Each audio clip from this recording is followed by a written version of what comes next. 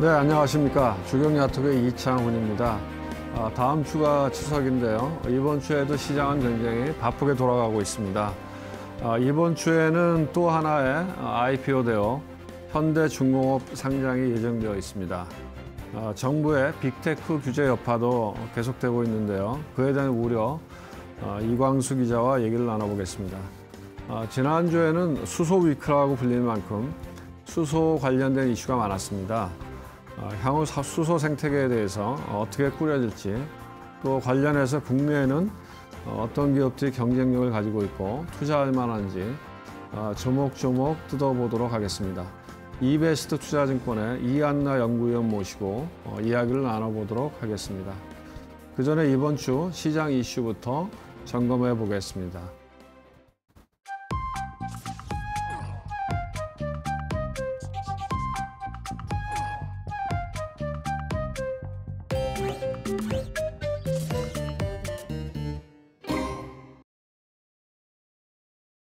네, 이슈톡의 한유진입니다. 연휴를 앞두고 시장이 다소 관망하고 있는 모습을 보이고 있는데요. 그래도 잘 대응하셔서 9월 셋째 주도 성공 투자하시길 바라도록 하겠습니다. 자, 그럼 이번 시장에서 여러분들이 주목해 봐야 될 이슈는 무엇이 있을지 저희가 세 가지로 정리해봤습니다. 화면을 통해서 만나보시죠. 첫 번째입니다. 규제에 덫에 걸린 네이버와 카카오, 주가의 향방은? 네, 맞습니다. 개인 투자자들의 엄청난 사랑을 받았던 카카오 네이버가 연일 주가가 흔들리고 있습니다. 정부와 금융당국의 인터넷 플랫폼 규제에 따른 여파로 인해서 지난주 8일과 9일 연일 이틀 연속으로 주가가 급락을 했고요. 이 기간 동안 무려 18조 원의 시총이 증발을 했습니다.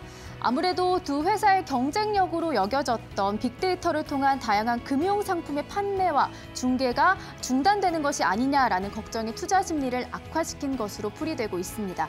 그러나 이를 가만히 지켜볼 개인 투자자가 아니었죠. 외국인이 빠르게 물량을 던져내는 동안 그 물량을 모두 받아내주는 모습을 보여줬는데요.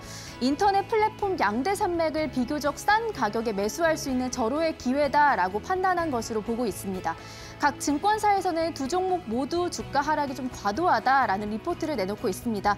하지만 오늘도 역시나 반등에는 성공하지 못하는 모습을 보여주고 있기 때문에 이 같은 상황에서 카카오 네이버의 반등에 투자하는 전략이 좀 효율적일지 아니면 조금 더 관망하는 자세가 필요할지 많이 고민이 되실 것 같습니다. 저희가 첫 번째 키워드로 자세히 다뤄드리도록 하겠습니다. 두 번째 키워드 이어서 살펴보도록 하겠습니다.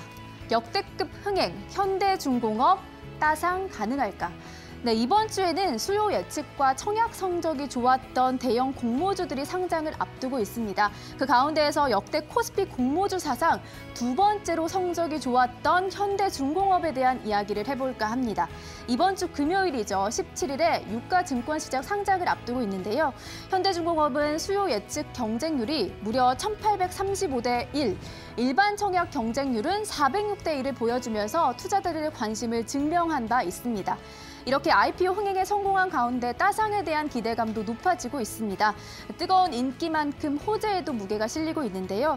증권가에서는 신규 수주 그리고 친환경 흐름 등 주가 상승에 대한 모멘텀이 충분하다라고 평가를 했고요. 업황 역시 굉장히 긍정적인 상황이죠.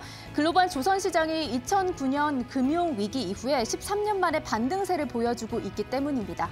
투자자들이 이 같은 조선업의 장기 호황 분위기 속에서 세계 시장 1위를 나타내고 있는 현대중공업에 대한 경쟁력을 확인한 뒤에 이 적극적인 공모주 투자에 나서고 있는 것으로 보여지고 있습니다.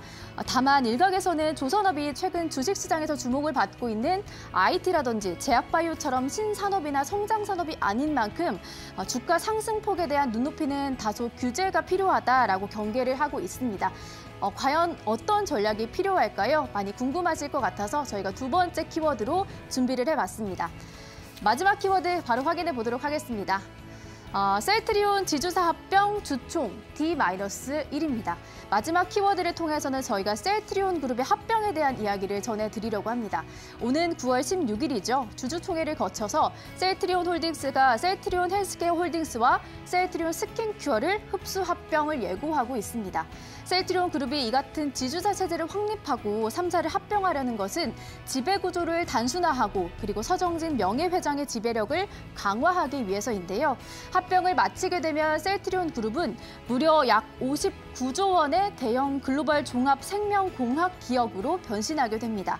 또한 무엇보다 일감 몰아주기와 그리고 재고 처리 등 회계 부분에 있어서 의심이 있었던 부분들을 종결시킬 수 있기 때문에 투명성이 강화될 뿐만 아니라 코스닥 시장에서 시가총액 상위 종목으로 공매도의 타격을 많이 받았던 셀트리온 헬스케어와 셀트리온 제약에도 분명히 긍정적인 영향을 미칠 것이다라고 해석이 되고 있습니다. 개인 투자자들의 관심이 굉장히 높은 기업임에도 불구하고 현재 주가 침체에 빠져 있는 셀트리온인데요. 과연 올 하반기에는 재도약이 가능할지 관심이 쏠리고 있습니다. 저희가 마지막 키워드를 통해서 자세히 다뤄드리도록 하겠습니다. 자, 이렇게 오늘 다뤄볼 3가지 이슈에 대해서 정리해드렸습니다. 보다 더 자세한 내용은 스튜디오에서 나눠보시죠. 네, 이슈톡 이데일리 이광수 기자와 함께하도록 하겠습니다. 이광수 기자, 어서 오십시오. 네, 안녕하세요. 네. 지난주에 하여간 시장이 무지하게 시끌시끌했죠. 네. 특히 이제 네이버, 카카오 해갖고 개인 투자가들이 워낙 좋아했던 주식이고 만들고 있던 주식인데 외국인들도 워낙 많이 팔았고요. 그래서 급락하면서 굉장히 뭐랄까 이렇게 좀 저희들 우울하게 했던 그런 지난주였는데요. 왜 이런 일이 발생했는지 좀 먼저 이야기해 주시죠. 네, 카카오와 네이버는 이제 금융 플랫폼 서비스가 있는데 각각 카카오페이, 그리고 네이버 파이낸셜이라는 서비스가 있습니다. 이 서비스를 보면은 막 금융 상품, 펀드를 비롯해서 아니면 주식, ETF 등등에 연계시켜서 이렇게 가입을 할 수 있도록 되어 있는데요. 금융당국은 이 상품 추천 서비스가 이제 금융소비자법 위반의 우려가 있다, 좀 이렇게 지적을 하게 되면서 이렇게 주가가 급락하게 됐습니다. 그리고 정치권, 그리고 정부에서도 이렇게 플랫폼의 이런 문어발식 확장이 좀 과도하다, 좀 이런 시그널을 줬었거든요. 이런 것들과 함께 맞물리면서 주가가 좀 약세를 보였다, 좀 이렇게 분석이 되는 게요. 사실 이들 기업 플랫폼이 이제 금융산업으로 가겠다, 좀 이런 방향성은 정해져 있어서 이런 것들이 주가에 어느 정도 이제 좀 플러스 요인으로 자리 잡고 있었는데 여기에 이제 제동이 걸릴 것이다, 이런 우려가 지금 작용한 겁니다. 그동안 사실 카카오나 네이버 같은 경우에는 스타트업들이 인수를 굉장히 많이 했었는데 그동안 이제 벤처업계에서는 이렇게 스타트업 인수를 잘 해주니까 우리의 엑시트 통로가 되고 있다. 그래서 카카오와 네이버가 굉장히 잘해주고 있다, 좀 이런 생각을 했었는데 좀 일각에서는 이렇게 골목 사건까지 다 침해하는 거 아니냐, 이게 모든 걸 다 사들여서 언제까지 확장할 것이냐, 이런 우려가 있었는데 이번에는 이 두 번째 이런 우려의 목소리가 살짝 커지면서 이렇게 주가에 좀 악재로 작용하고 있는 모습입니다. 그렇죠. 그러니까 분명히 혁신을 이루어내긴 하는데 그게 과연 상생에 도움이 되느냐, 이제 이런 면에서 비판적인 시각이 있었던 것 같고요. 어쨌든 지난주에는 주가가 굉장히 급락했고 그다음에 주말 사이에 이제 증권회사가 그거에 대한 평가 리포트도 많이 나왔을 것 같고요. 향후 주가 상황은 어떻습니까? 네, 지난주까지만 해도 굉장히 많이 빠졌는데 금요일에 잠깐 반등을 했습니다. 그래서 이제 증권가에서는 이제 바닥이지 않냐, 이런 목소리를 내기도 했었는데 오늘 또 네이버, 카카오 동시에 이제 빠지면서 아직 바닥이 아니구나, 좀 이렇게 시장 참여자들에게 좀 알리는 계기가 됐다, 좀 이렇게 보입니다. 이게 네이버 같은 경우에는 지난주 7일부터 빠지기 시작했고 카카오가 지난 6일부터 빠지기 시작했는데 오늘까지 네이버가 하락폭만 10%고요. 카카오가 무려 20%입니다. 아무래도 이제 카카오가 이런 규제 리스크에 더 포커스가 돼 있다, 좀 이런 시장의 반응이 좀 반영이 된 것 같고요. 아까 앞선 캐스터께서 말씀하셨다시피 이제 낙폭이 컸던 게 지난 8일과 9일인데 이때 네이버와 카카오의 시가총액이 약 20조 원 가까이 이제 빠지는 모습을 보이기도 했습니다. 현대중공업 지금 상장이 예정돼 있잖아요. 그래서 지금 청약은 굉장히 잘 된 것 같아요. 그래서 전반적인 분위기는 어떻습니까? 네, 기관 투자자 청약, 일반 투자자 청약 둘 다 좋았는데 잠깐 말씀드리자면은 이제 기관에서는 이달 초에 진행이 됐습니다. 근데 기관 투자자 1,633곳이 참여를 해서 경쟁률 1,835.87대 1, 이게 무려 엄청난 경쟁률인데요. 그동안 최근에 이제 코스피 상장을 추진했던 대여들의 수요 경쟁률이 3자릿수대였어요. 근데 여기는 4자릿수대니까 어마어마한 그런 흥행을 보였다, 좀 이렇게 분석이 되고 이런 분위기에 힘입어서 공모가 희망 밴드는 6만 원 최상단으로 결정이 됐고요. 개인 투자자 청약도 굉장히 높았습니다. 405.5대 1로 이제 기록을 하면서 굉장히 흥행에 성공했고 무려 이렇게 청약 증거금만 56조 원이 몰렸는데요. 이 56조 원이 어느 정도냐면 크래프톤이 5조 원이 몰렸고 뭐 네. 앞서 진행됐던 롯데렌탈도 8조 원이 몰렸으니까 굉장히 뭐 일반이든 기관 투자자든 굉장히 둘 다 양쪽에서 청약 흥행은 성공했다. 좀 이렇게 분석이 됩니다. 상장하면 시가총액이 얼마쯤 되는 거죠? 상장하면 시가총액이 5조 원 정도 약간 넘게 됐습니다. 그래요? 네. 그럼 굉장히 많은 돈이 몰린 것 같은데요. 그렇게 그 청약이 흥행에 성공한 그 어떤 비결, 원인 그런 건 어떤 겁니까? 일단 그 세계 시장 점유율 1위 업체라고 해요. 그렇죠. 그래서 네. 이 세계 시장 점유율 1위 업체임에도 불구하고 이제 기관들은 굉장히 공모가가 싸게 책정이 됐다. 좀 이렇게 평가를 하는 분들이 좀 많았던 것 같고요. 그리고 이제 이제 매주 설명드리지만 이 의무 보유 확약 비중을 좀 봐야 된다 이런 말씀드리는데 네. 이 비중이 굉장히 높다는 것도 이제 그 일반 투자자 청약에서는 흥행 요인으로 작용했다고 합니다. 네. 그래서 그 청약 그 의무 보유 확약 비중이 53% 정도 됐었는데 이게 또 크래프톤이 22%였고 롯데렌탈이 14% 정도 됐다고 하니까 굉장히 또 기관들이 장기 투자에 대한 확신이 있었다. 좀 이렇게 분석이 되면서 개인 투자자들에게 좀 훈풍이 불었다. 좀 이렇게 분석이 되고 있고요. 또 이제 카카오가 지금 이제 약간 규제 리스크가 있기 때문에 카카오페이의 청약 그 IPO가 늦춰지는 거 아니냐. 좀 이런 얘기가 나오는데 그럼 결국 카카오페이로 갈 돈이 이제 현대중공으로 갔다. 좀 이렇게 분석을 하는 시각도 있습니다. 이게 이제 전형적인 전통 산업이고 그다음에 소위 얘기하는 그 아재 주식인데 지금 어쨌든 그 아재 주식이 시장에서 네. 관심이 많다 하는 거니까 시장의 그동안의 흐름은 뭐 혁신, 뭐 바이오 이런 쪽에 많이 가 있었는데 시장의 흐름이 좀 바뀌는 게 아닌가 이런 생각이 드네요. 네. 개인 투자가 물론 이제 IPO 들어가신 분들이 장기 보유 목적으로 들어가신 분들도 있을 것 같고 네. 제가 보기에 이 주식은 아마 기관들은 조금 더 장기 보유 쪽에 그런 마음들이 많이 있는 것 같아요. 보유 회수를 많이 한 거 보니까. 그런데 단기적으로 그냥 공모주에 투자하시는 분들은 제일 관심 있는 게 그래서 상장되면 따상이 될 거야 안 될 거야 뭐 이런 게 관심이 많을 텐데요. 현재 그 시장의 분위기는 어떻습니까? 지금 이제 신한금투에서 보고서를 냈는데 네. 업종 내 토픽으로 제시를 했고 목표가를 9만 원으로 제시를 했거든요. 네. 그러면 이제 따상은 사실 공모가 2배가 일단 돼야 되는데 공모가 6만 원인데 따상은 일단 12만 원으로 장을 시작해야 되는 거니까 일단 증권가에서는 따상까지는 아니다. 좀 이렇게 분석을 하는 것 같고요. 다만 일단 무조건 상승 여력은 있다. 좀 이렇게 호재로 보이는 것 같아서 지켜봐야 될 것 같습니다. 그런데 이제 일각에서는 좀 약간 부정적인 시각이 많은데 무조건 오르긴 오르는데 따상까지는 너무 무거워지지 않냐. 좀 이런 얘기가 하나 나오는 게 그 최대 주주가 한국조선해양이라는 이제 그렇죠. 건데 여기가 시총이 11조 원 정도 된다고 해요. 근데 지금 상장 후에 지금 5조 원이 넘게 되는데 따상하게 되면은 이 중간 지주 회사인 한국조선해양보다 훨씬 더 커지는 거 아니냐, 얼마나 더 커질 것이냐, 좀 이런 의문감 때문에 따상까지는 아니더라도 물론 이제 상승은 하겠지만 뭐 따상은 어렵지 않냐, 좀 이런 얘기가 나오고 있습니다. 그러니까 이제 한국조선해양에 투자하던 사람들이 네. 이제 한국조선해양에 투자하는 게 아니고 현대중공업 주식을 사겠죠. 그게 그런 아마 면에서 장기적으로는 뭐 조선업이 이렇게 바닥을 치고 돌았으니까 네네. 수익성은 좀 문제가 있지만 장기 성장성은 괜찮으니까 장기 투자자 입장에서는 기관들 입장에서는 괜찮을 것 같다 이런 생각이 듭니다. 네네. 네. 오늘 16일 날 셀트리온 지주회사가 셀트리온 홀딩스 또 셀트리온 헬스케어 홀딩스 또 셀트리온 스킨큐어를 합병한다고 하는데요. 네, 맞습니다. 이건 어떻게 돌아가고 있어요? 네, 이거 뭐 작년부터 예고됐던 건데요. 네. 이제 지난 6일에 또 이제 금감원 공시를 나왔습니다. 그래서 셀트리온 홀딩스가 이제 16일 주주총회를 통해서 셀트리온 헬스케어 홀딩스 그리고 셀트리온 스킨큐어를 흡수 합병하겠다. 좀 이렇게 공시를 했습니다. 합병 기일은 11월 1일입니다. 그래서 셀트리온 홀딩스와 이제 셀트리온 헬스케어 홀딩스 이렇게 두 지주회사로 나눠져 있었는데 그 셀트리온이 앞으로는 하나의 지주회사로 이렇게 이제 지배 구조가 개편이 된다. 좀 이렇게 분석할 수 있습니다. 그래서 셀트리온 홀딩스가 셀트리온의 지분 02%를 가지고 있는 지주회사고요. 이 셀트리온 홀딩스의 최대 주주가 이 서정진 명예회장입니다. 서정진 명예회장이 이 셀트리온 홀딩스의 그 지분을 95.51%나 가지고 있어서 아무래도 이렇게 지배 구조가 단순화되면은 서정진 명예회장의 지배 구조 이제 강화된다. 좀 이런 분석이 나오고 있는 겁니다. 그럼 그 후의 모양이 그러니까 지금은 상장되어 있는 회사가 셀트리온, 네. 셀트리온 헬스케어, 네. 셀트리온 제약 이렇게 돼 있잖아요. 네, 맞습니다. 아까 말씀하신 셀트리온 스킨케어라고 하는 건 이 세 개 중에 어디에 해당되는 겁니까? 이제 셀트리온 스킨큐어는 셀트리온 제약을 가지고 있는 그런 곳인데요. 그래요? 예. 그럼 다 그러니까 홀딩 컴퍼니끼리 합병을 해서 네네. 그럼 앞으로는 이제 합병된 홀딩 컴퍼니 그 밑에 네네. 셀트리온 헬스케어, 셀트리온 제약 이렇게 들어가는 건가요? 네, 맞습니다.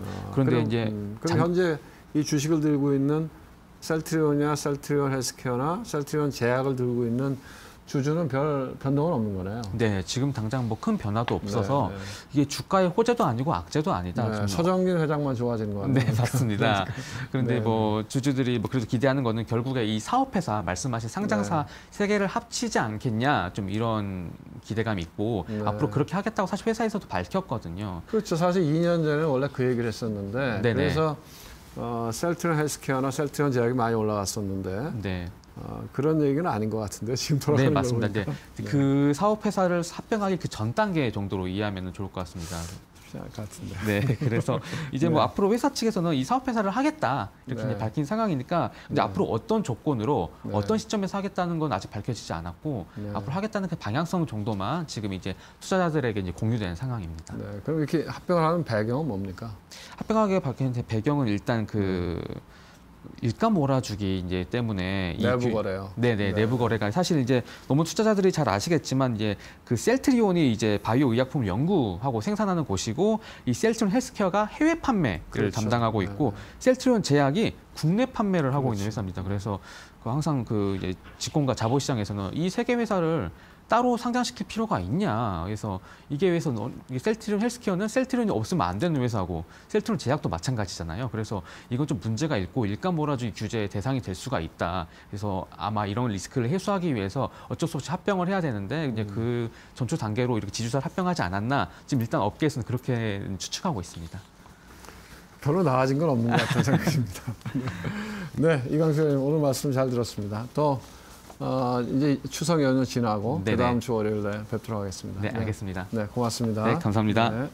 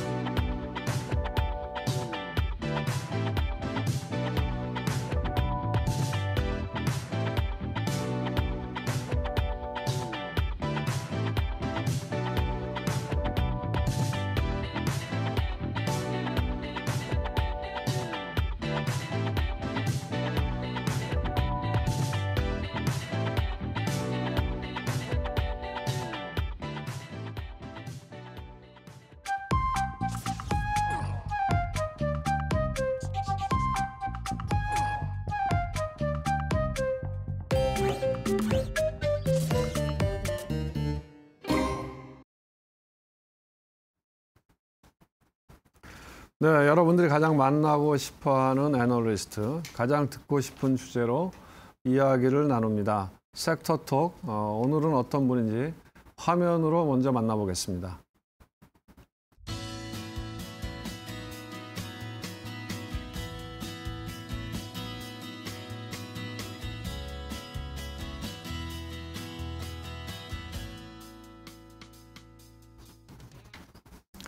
네, 이베스트 투자증권의 이안나 연구위원 나오셨습니다. 네, 어서 오십시오. 네, 안녕하십니까. 네, 나와주셔서 고맙습니다. 바쁘실 텐데. 네. 그 지난주에는 뭐 수소에 대한 이야기들이 굉장히 많았잖아요. 이벤트들도 많았고, 뭐 현대차에서 수소데이 이벤트도 있었고, 또 수소 모빌리티 쇼, 뭐 이래서 수소 협의회 같은 뭐 그런 출범식도 제가 본 기억이 있는데요. 그런 거 다 이렇게 관심 있게 보셨을 텐데요. 어떤 게 있었고 또 뭐 이렇게 좀 주목해서 보신 점은 어떤 건지 그런 이야기를 좀 나눠주십시오.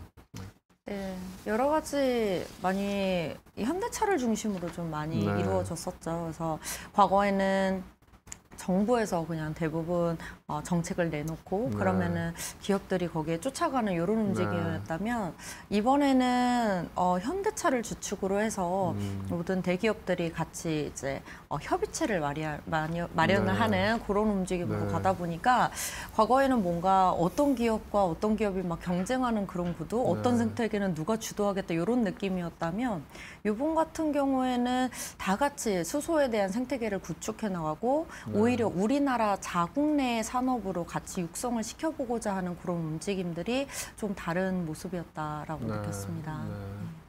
저희가 뭐 수소에 대한 이야기는 투자자 입장에서 보면 뭐 많이 듣는데 이게 이렇게 일목요연하게 잘 정리는 안 되는 것 같아요. 그래서 이제 뭐 워낙 그 분야에 오랫동안 연구하시고 그랬으니까 이 수소 생태계 밸류체인에 대해서 한번 좀 설명을 해주시면 시청자분들이 이렇게 일관되게 이해하는 데 도움이 될 것 같은데 한번 설명 좀 부탁드립니다. 네. 수소 생태계가 정말 복잡합니다. 저희가 배터리도 복잡하다고 하는데 배터리는 정말 아무것도 아닐 정도로 수소 생태계는 정말 많이 복잡하고 저희가 말 그대로 과거에는 원유를 베이스로 해서 이 모든 생태계 산업들을 꾸려나가고 뭐 운송 수단부터 저장부터 다 나왔듯이 그 모든 산업이 수소 에너지를 중심으로 해서 다시 다 구축이 된다고 보시면은 정말 광범위하겠죠. 그래서 그냥 차만 놓고 봤을 때에는 사실 우리나라는 이제 현대차를 주축으로 해서 이런 뭐 연료전지 차에 들어가는 거라든지 아니면 발전용 연료전지라든지 여러 가지를 이제 볼 수는 있겠지만 거기에서 파생되어 나오는 산업이 굉장히 많습니다. 그래도 조금 간단하게만 말씀을 드리면은 수소라는 청정 에너지를 먼저 생산을 해내고 싶어 해요. 그렇죠. 네, 수소를 만들어야 뭐 그런 에너지를 쓸 수 있겠죠. 네, 그러니까 원유 베이스라면 의미가 없어지는 거죠. 이제 그렇다 보니까 수소 에너지 중에서도 청정한 수소의 에너지를 먼저 생산을 하고 그걸 가지고 운송하는 저장 용기들도 기체로 갈 것인지 액체로 갈 것인지 이것도 아직도 분분한 상황이고요. 이렇게 해서 액체나 기체로 운반을 한 다음에 충전소로 이제 옮기게 되겠죠. 그러면은 충전소에 가서 이것도 액화 충전소로 갈 것인지 이제 기체 충전소로 갈 것인지 여러 가지를 이제 구축을 하는 단계가 될 테고 거기 안에서 이제 크게 이제는 고압 용기 같은 걸로 아직까지는 기체수소를 저장을 해놨다가 이거를 디스펜서 같은 것들로 이제는 차에 최종적으로 주입을 하게 되겠죠.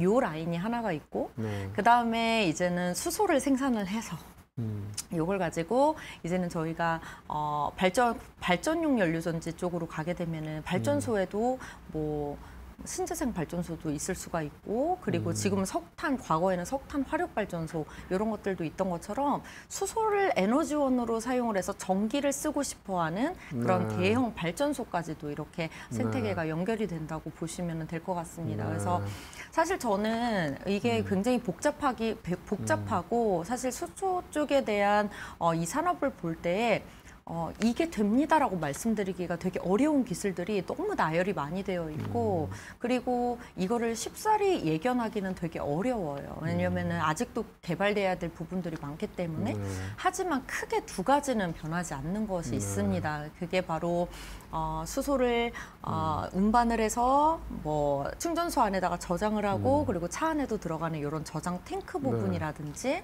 아니면은 대형 발전소 쪽으로 들어갈 때 수소 발전기 돌리는 것처럼 연료 전지 시스템이라든지 요거는 차 안에도 들어가고 나중에 이 공정만 거꾸로 하면 수소 생산도 돼요. 그래서 그러면서 연료 전지라는 시스템과 이 저장하는 기체를 아직까지는 기체를 저장하는 요 용기 같은 것들은 변하지 않는 여러 가지 생태계에 구축이 될 수 있는 그런 시스템이라고 보고 있습니다.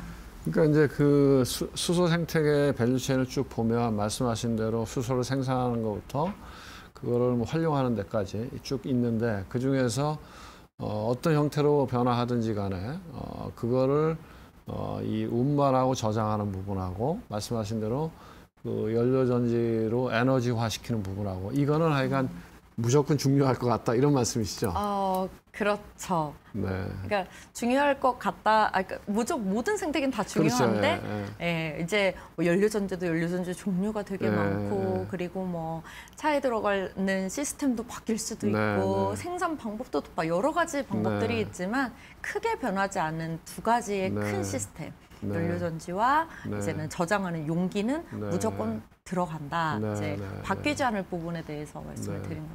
그래서 제가 이게 아주 기초적인 질문인데요. 아까 청정 수소 에너지라고 말씀하셨잖아요. 그러면 그 청정 수소는 어디서부터 만드는 거죠? 물부터 시작을 하죠. 아, 그래요? 네. 그래서 지금은 뭐 여러 가지 방법들이 있어요. 사실은 바이오매스, 뭐 생물체를 가지고 거기서 수소를 뽑아내는 방법들도 있고요.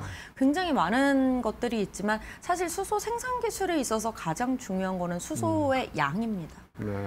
수소, 그린 수소라고 해서 물을 전기분해해서 사용하는 수소의 방식을 지금 가장 효율적이다라는 얘기를 그나마 하고 있는 이유가 다른 데에서 사용을 한 다른 원료를 가지고 수소를 뽑아내는 것보다는 그나마 효율이 높은 거예요. 그러니까 수소를 많이 생산할 수 있고 그게 에너지화 시켰을 때 에너지 효율이 높다 이런 건가요? 그렇죠. 원래 그렇게 높진 않은데 그나마. 그나마 상대적으로. 네, 상대적으로. 상대적으로 조금 높다고 볼 수가 있어서 지금 그리고 물은 굉장히 많잖아요. 그렇죠. 그렇다 보니까 물을 전기분해해서 사용하는 방식이 점점점 개발이 돼서 지금 수소 생산량을 늘리고자 하는 그런 방향으로 가고 있다고 보시면 될 것 같습니다.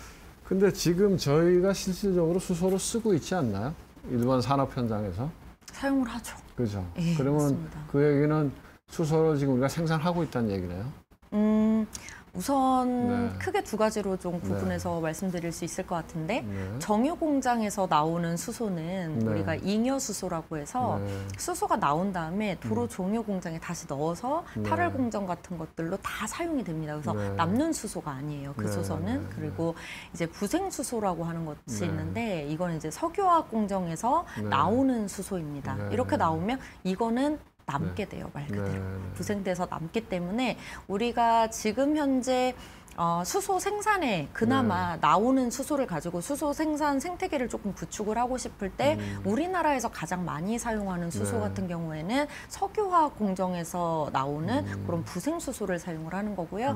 그냥 수소를 정유 공정에서 나오는 수소 같은 경우에는 다시 정제를 해서 다시 공정에 넣기 때문에 지금 수소 생태계 생산 쪽에는 사용이 되지 않고 있습니다. 그럼 말씀하신 대로 그 물을 분해해서 그 그린 수소를 만드는 건 아직 그렇게 많이 발전 안 돼 있는 겁니까? 그렇죠. 미국하고 유럽 일부에서 프로젝트성으로 좀 전해도시 시설을 깔기는 했는데 이 프로젝트에 들어가긴 했는데 그게 사실상은 우리 그 차 안에 수소를 저장해 놓고 다니는데 그 한 통 채우기도 힘들 정도예요. 그래요?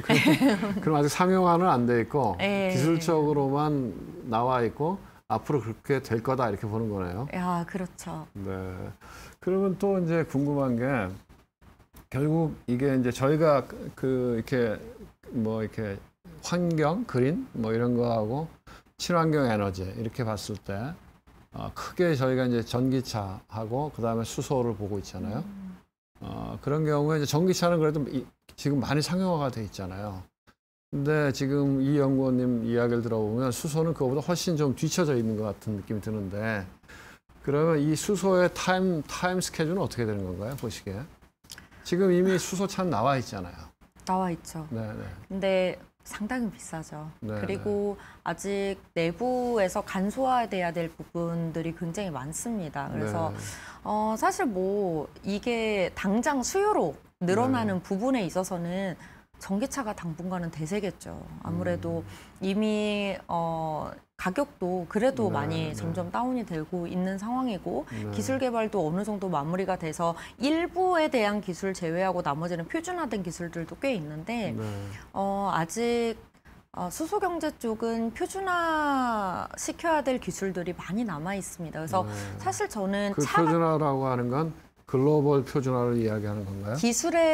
기술적으로 이거에 대해서는 요 기술은 요 소재라든지 이걸로 간다라는 여러 가지 표준적인 기술에 대한 규격을 이제 말씀을 드리는 건데 그런 의미에서 차는 사실은 조금 더 뒤지 않을까. 네, 우리가 수소를 활용할 때. 네, 맞습니다. 그러면 차보다 먼저 수소 경제에서 이렇게 상용화되는 건 어떤 거죠?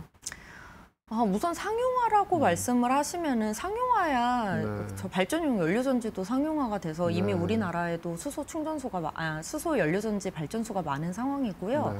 그리고 뭐 차도 지금 말씀하신 것처럼 상용화돼서 판매가 되고 있는 상황이고 네. 이렇긴 하지만 이제 본격적인 개화다라고 그렇죠. 하는 네. 그런 느낌으로 네. 가기 위해서는 제일 처음에는 수소를 운반하는 운송이 먼저 시작이 돼야 네. 된다고 생각을 해요. 그 네. 그러니까 자동차에서 움직이는 그 운송 말고 네. 수소를 우선 생산을 해서 그걸 받아서 그렇죠. 충전소에 옮기는 그 네. 다양한 용기들이 있어요. 네. 그러면은 우선 용기가 가장 기초가 돼야 되겠죠. 그래서 우선 수소를 기체로 다룰 것인지 액체로 다룰 것인지에 대해서 어디로 간다라는 것이 아니고 투트랙으로 가게 됩니다. 네. 결국에는 차 안에는 무조건 기체예요. 네. 이게 정해져 있는 흐름이 있죠. 그래서 네.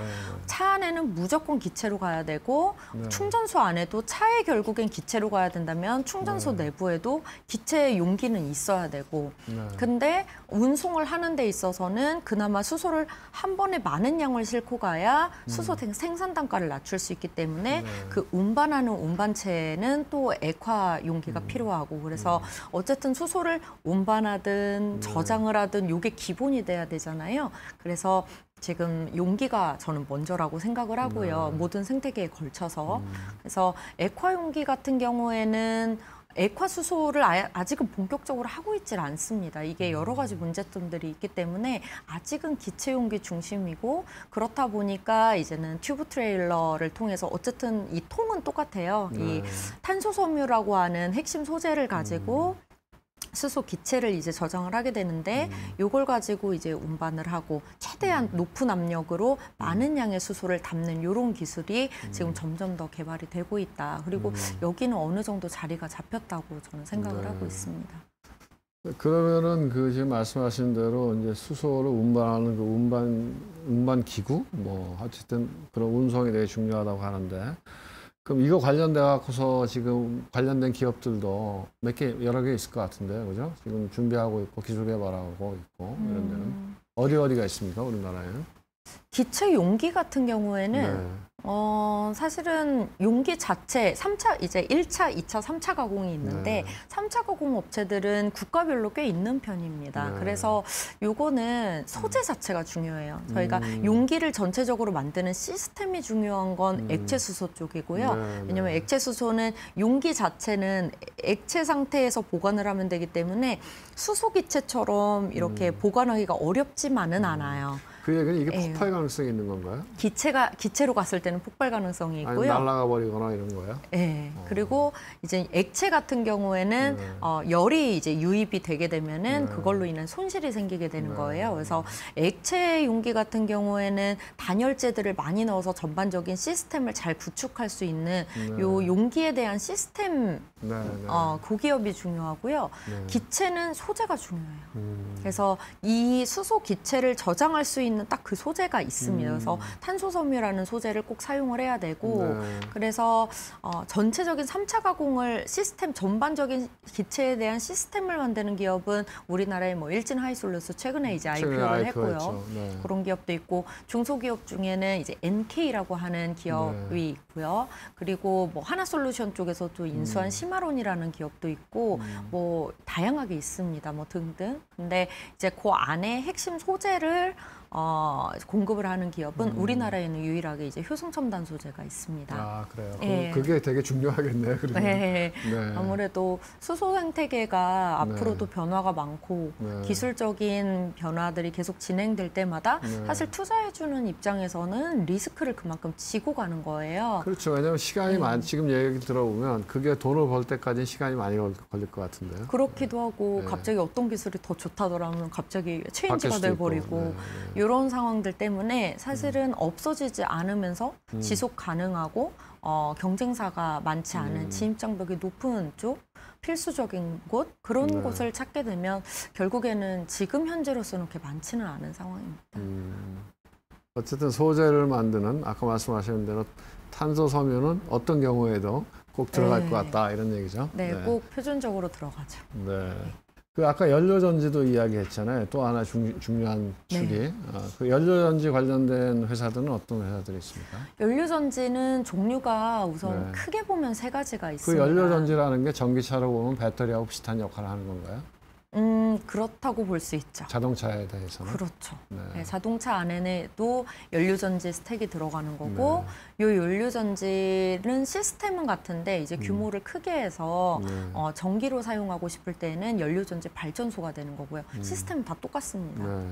그리고 이 공정을 정확하게 거꾸로 뒤집게 되면은 공정만 거꾸로 하면은 수전의 수소, 물 전기분해 시스템이 돼요. 네. 그래서 사실 뭐 생산하는 거 따로, 뭐 연료전지 따로, 차 따로 뭐 이렇게 가는 것 같지만 시스템은 연료전지 시스템은 수전의 수소부터 발전용 연료전지, 차 안에 들어가는 연료전지까지 한꺼번에 생태계가 연결이 됩니다. 그래서 근데 이렇게 세 군데에 공통적으로 들어가는 거는 PEM법이라고 해서 이게 고분자 전해질 막 그러니까 기공이 굉장히 견고한 멤브레인 막, 즉 필터로 만들어서 거른다라는 의미거든요. 네. 그래서 고분자 전해질막 시스템, PEM 시스템 같은 경우에는 이 전반적인 생태계에 공통적으로 들어가게 되고요.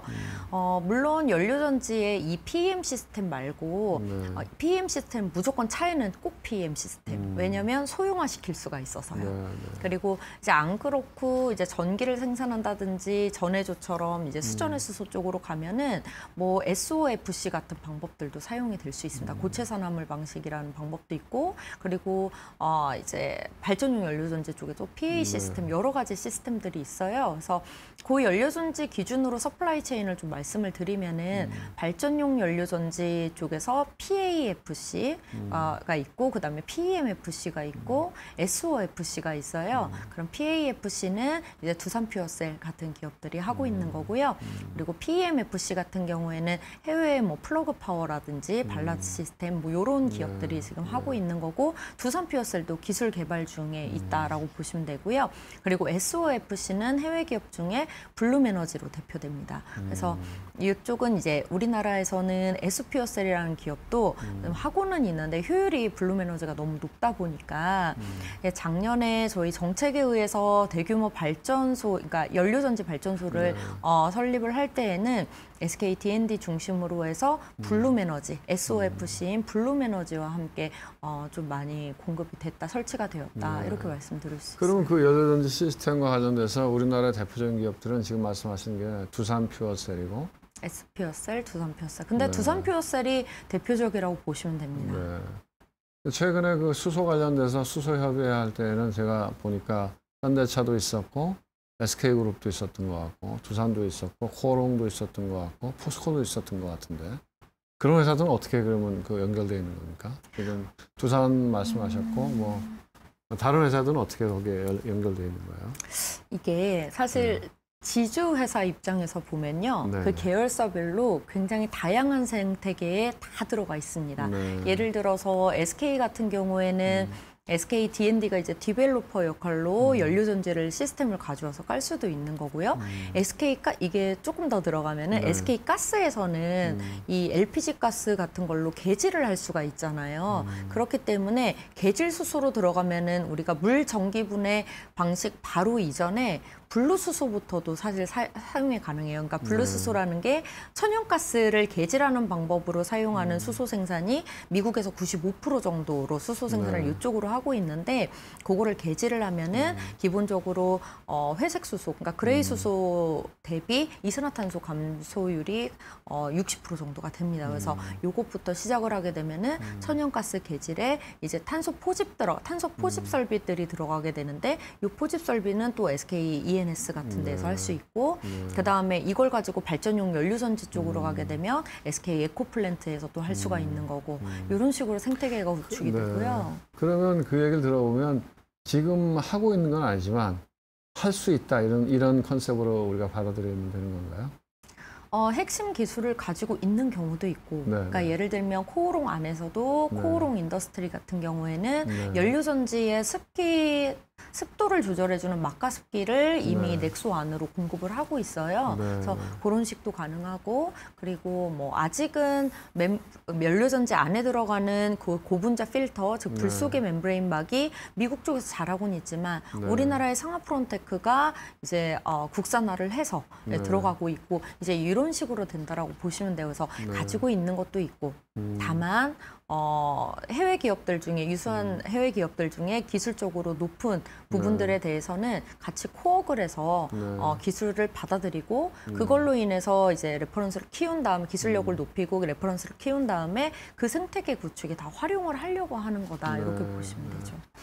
근데 어쨌든 우리나라 여러 가지 대기업들이 여기에 참여하고 있다는 거는 그 수소 경제 미래, 수소 경제 잠재력 이런 거에 대해서는 된다 이렇게 생각하는 거겠죠. 네, 저는 의심의 여지는 없다. 가는 네. 거는 필연적인 방향이다. 사실은 이게 수소가 이렇게 이슈화된 게 얼마 안 됐잖아요. 그전에도 뭐 얘기가 있었지만 우리가 통상적으로 컨센서스 상에 수소가 될 거다 이렇게 받아들인 건 제 기억으로는 작년부터인 것 같거든요. 작년. 네, 그렇죠. 일반적으로. 네, 맞습니다. 네, 네, 네. 네. 어떻게 보세요? 지금 이제 뭐 현대차 같은 경우엔 전기차도 만들고 수소차도 만드는데 이게 같이 가는 거죠? 전기차하고 수소차가.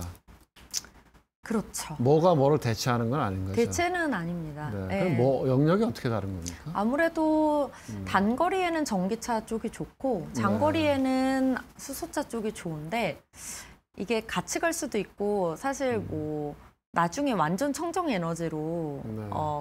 완전 청정 에너지로 수소 생산 단가까지 많이 낮아지게 되면은 굳이 전기차 필요 없을 수도 있긴 합니다. 그래요? 왜냐하면 장거리에 워낙 우수하고 에너지 네. 효율도 굉장히 높기 때문에 네. 수소 쪽으로 갈 수는 있는데 아직까지 그 길이 막 이렇게 그쪽으로 무조건 수소 쪽으로 네. 다 대체가 될 수 있다. 이렇게까지 길이 안 보이는 거죠. 네. 그럼 현재는 코스트 측면에서 보면은 전기차가 수소보다 훨씬 앞에 가 있는가 보죠? 훨씬 앞에 가 있죠. 근데 이제 만약에 코스트가 같아지고 여기서 기술 발전이 일어나면 굳이 전기차를 거치지 않고 수소차로만 갖고도 된다 이렇게 보시는 겁니까? 가격이 근데 많이 낮아져야죠. 네.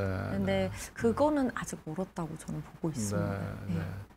근데 이제 궁금한 게 어쨌든 지금 뭐 현대차에서 그게 뭐죠? 넥소인가요? 네. 그 수소차가 나와서 운행이 되고 있잖아요. 그죠? 네. 그럼 그 얘기는 그 자동차와 관련된 수소의 밸류체인 생태계는 어디선가 물론 가격은 아직 생산 단가 자체는 높겠지만 이건 기술적으로나 생태계적으로 다 이렇게 확립이 돼 있는 걸로 우리가 볼 수 있나요? 확립은 되어 있죠. 확립은 차 안에 있는 생태계 자체는 확립은 되어 있는데 네. 저희가 차를 어쨌든 개발을 해서 가는 네. 데에 있어서는 본격적인 수요로 이제 폭발을 하는 데에 있어서는 네. 많은 국가들이 다 같이 이쪽으로 간다라는 느낌이 좀 있어야죠. 네, 근데 아직은 네. 그게 많이 부족하죠. 아, 저희 네. 과거의 전기차 때도 한번 생각해 보시면은 그렇죠. 이게 네, 될지 맞습니다. 안 될지 네. 2009년, 10년만 해도 잘 몰랐었거든요. 네, 네. 근데 이제 중국이 하겠다 이렇게 네. 하면서 갑자기 막 수요가 네. 이제는 뭐 트럭이라든지 청조차라든지 이런 쪽으로 막 확산이 되다가 갑자기 테슬라 그다음에 딱 진입을 네, 하면서 네. 폭발이 됐듯이 이렇게 뭔가 한 대로 뭉치는 뭔가가 필요하다라고 저는 보고 있어요. 그렇죠. 네. 맞습니다. 아직까지는 전기차 쪽이 대세인 네. 건 사실이고 지금 차 중심으로 수소 연료전지 차 중심으로 보아도 지금 한 반은 현대차 넥소고 반은 토요타 미라이잖아요. 그러니까 아직 이게 그렇죠. 그러니까 사실 전기차 같은 경우에는 물론 이제 수요도 있었지만 어떻게 보면 이 정책적인 드라이빙 팩터가 더 컸죠. 그러니까 환경이라고 하는 이슈를 들고 중국 같은 경우에는 어차피 내연기관차에서는 안 되니까 당연히 다른 분야에서 앞서가겠다고 해서 전기차를 치고 나갔던 거고 지금은 그게 이제 환경이라고 하는 이슈하고 붙어갖고 뭐 유럽이나 미국이나 다 앞으로 몇 년 뒤에는 내연기관차 만들지 마 이러니까 이제 확 가버린 거죠. 그거에 비해서 사실 수소 경제라고 하는 건 일본이 먼저 시작했죠 저희보다. 맞습니다. 근데 이게 아직 확산이 안 된 거네, 그죠? 글로벌. 2006년, 7년에는 진짜 일본이 네. 엄청 이걸 표준화시켜서 기술적으로 생태계를 확립시키기 위해서 네. 유럽 쪽하고 아예 정치적으로 손을 잡고 끌어올리려고까지 했었죠. 이제 그렇게 하는 도중에 네. 2009년에 오바마 정부가 딱 들어서면서 그때 이제는 수소 쪽에 예산을 살짝 줄여놓고 배터리 위주로 이제 예산을 많이 올려놓다 보니까 이제 그쪽으로 많이 간 거고. 근데 사실 수소 생태계가 네. 저도 이제 계속 공부를 하다 보면 배터리만큼 그렇게 간단하지가 않습니다. 그러니까 제가 서두에도 조금 말씀을 드렸듯이 저희 원유 베이스로 갖춰진 이 모든 그렇죠. 생태계의 산업을 수소 베이스로 다 바꾸는 완전 그런 느낌이고 수소 연료 전지 그냥 자동차만 보더라도 연료 전지 차와 배터리는요, 안에 있는 내부 구조부터 차이가 엄청 큽니다. 그래서 우선은 미국하고 유럽 쪽이나 이런 주요국들에서 생각하는 수소 경제를 바라보든지 아니면 뭐 전기차 쪽을 바라보든지 이런 느낌은 탄소를 저감시킬 수 있는 건 해본다라는 거예요. 이제 그렇기 때문에 우선 배터리 쪽을 해보고 여기는 조금 더 간단하니까 그렇게 해서 가면서 이제 수소 쪽은 천천히 생산부터 차곡차곡 다 이제 프로젝트성으로 들어가는 이런 느낌이라고 보시면 좋을 것 같아요. 그 주가라고 하는 측면에서요. 그 어떤 투자자 입장에서는 주식이라고 하는 게 물론 이제 돈을 버는 회사를 좋아하는데 그렇지만 이제 당장 돈을 버는 것뿐만 아니고 미래에 돈을 벌 수 있는 가능성이 있다. 그러면 주가는 미리 반영하기 시작하잖아요. 그런 맥락에서 봤을 때는 지금 수소 관련된 주식에 투자해도 괜찮은 건가요? 저는 네, 다만 네. 많이 걸러내고 아직은 네. 많이 걸러내고 해야 된다. 그러니까 많이 걸러내지 않고 만약에 그냥 이렇게 투자를 해준다면은 정말 단기적으로 빠르게 정책에 의한 거라든지 이슈에 의해서 빠르게 회전을 해야 돼요. 이제 테마성은 될 수 있지만 그렇죠. 네네.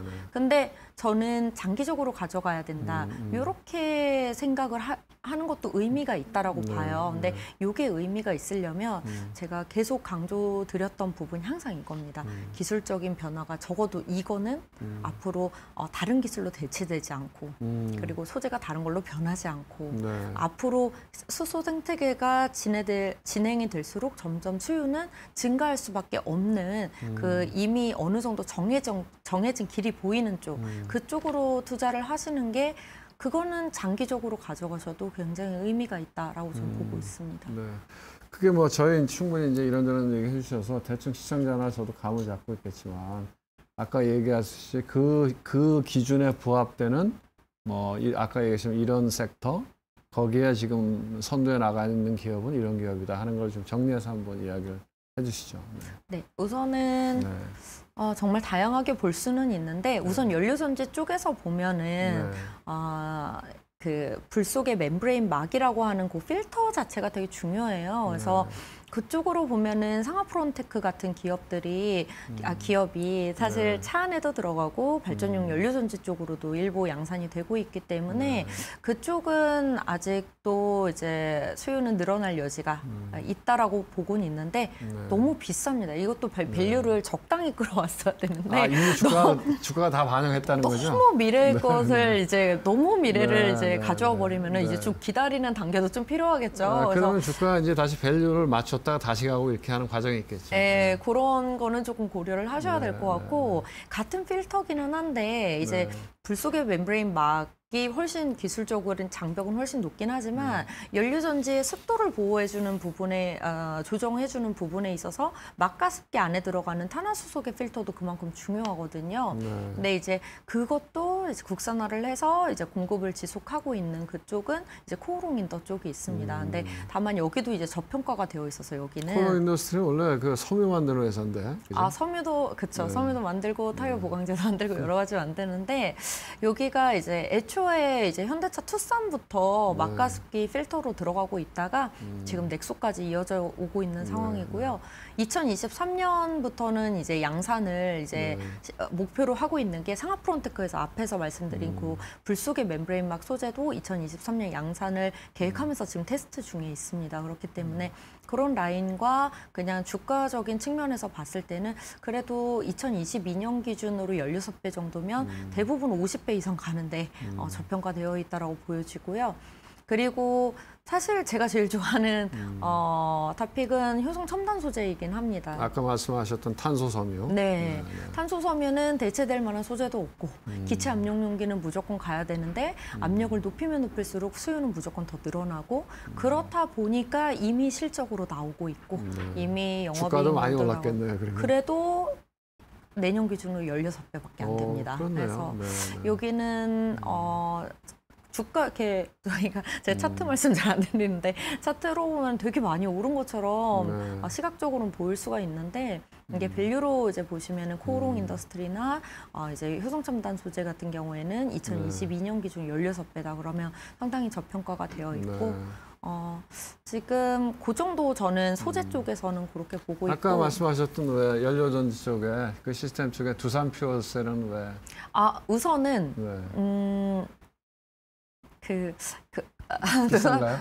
두산퓨어셀을 아직 커버를 안 하고 있습니다. 그래서 제가 이제 컴플라이언스 이슈 네. 때문에 말씀드리기 좀 그렇고 네. 이제 그런 거를 떠나서 연료전지 쪽은 아직은 전 좀 지켜봐야 된다. 발전용 연료전지 쪽은. 왜냐하면 그렇게 따지면 효율로 비교해 볼 수가 있잖아요. 그러면은 블룸에너지의 SOFC가 62%예요. 그래서 높긴 높아요. 그렇다 보니까 원래는 두산퓨어셀이 이제 연료전지 쪽에서 보면 글로벌 점유율 1위가 블룸에너지, 2위가 두산퓨어셀이어서 두산퓨어셀도 굉장히 의미는 있지만 저는 이제 당장 효율로 디벨로퍼들이 많이 선택을 한단 말이에요. 셀렉을 하고 연료전지 프로젝트 자체가 우리나라에서 많이 이루어져요. 보급률 40에서 50% 가까이가 우리나라에서 이루어지고 있는데 작년에는 선택 자체를 블룸에너지 쪽을 많이 했다 보니까 조금은 여기는 지켜보면서 가야 될 부분 아닐까라고 보고 있습니다. 네, 오늘 나와서 우리 이한나 연구위원께서 쭉 이야기해 주셔서 아마 뭐 저도 그랬고 또 시청자분들도 이게 사실 좀 어려운 분야잖아요. 어려운 분야인데 그래도 이렇게 큰 그림을 그리는데 되게 도움이 된 것 같고요. 어떤 기업들을 우리가 관심 있게 봐야 되는지 그것도 되게 도움이 된 것 같습니다. 오늘 정말 고맙습니다. 네, 감사합니다. 감사합니다. 네, 주경야톡 오늘 시간은 여기까지고요. 시청자 여러분 편안한 저녁 보내시고 추석 연휴 잘 다녀오시기 바랍니다. 그 다음 주 월요일에 여러분들 찾아뵙겠습니다. 감사합니다.